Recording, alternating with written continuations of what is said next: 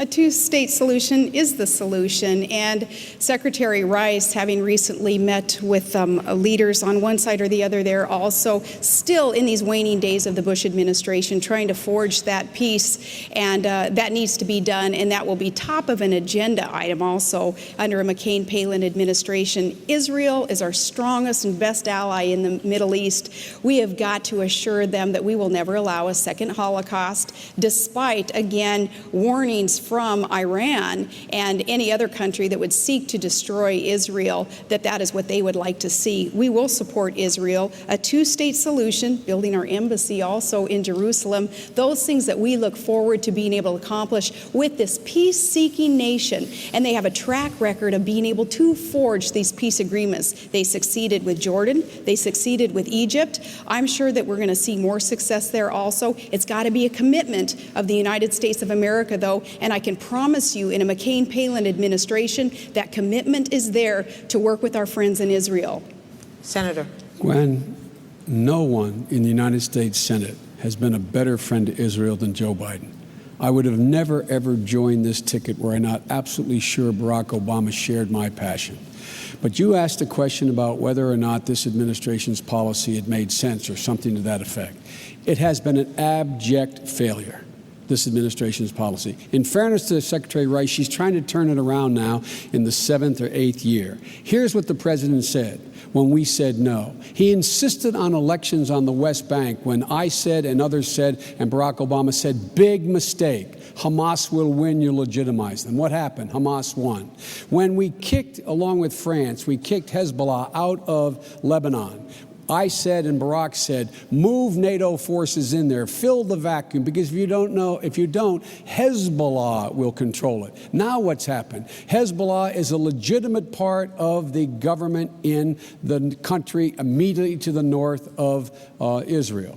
The fact of the matter is the policy of this administration has been an abject failure. And speaking of freedom being on the march, the only thing on the march is Iran. It's closer to Obama. Its proxies now have a major stake in Lebanon as well as in the Gaza Strip with Hamas.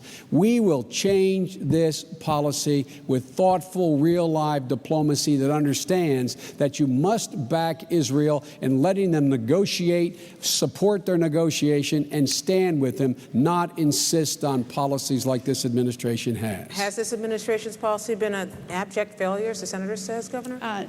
No, I do not believe that it has been, but I'm so encouraged to know that we both love Israel, and I think that is a good thing to get to agree on, Senator Biden. I respect your position on that. No, in fact, when we talk about the Bush administration, there's a time, too, when Americans are going to say enough is enough with your ticket on constantly looking backwards and pointing fingers and doing the blame game. There have been huge blunders in the war. There have been huge blunders throughout this administration, as there are with every administration. But for a ticket that wants to talk about change and looking into the future, there's just too much finger pointing backwards to ever make us believe that that's where you're going. Positive change is coming, though. Reform of government is coming. We'll learn from the past mistakes in this administration and other administrations, and we're going to forge ahead with putting government back on the side of the people and making sure that our country comes first, putting obsessive partisanship aside. That's what John McCain has been known for in all these years. He has been the maverick. He has ruffled feathers, but I know, Senator Biden, you have respected him for that, and I respect you for acknowledging that. But change is coming. Just looking backwards, Senator? Look, past is prologue, Gwen. The issue is, how different is John McCain's policy going to be than George Bush's? I haven't heard anything yet.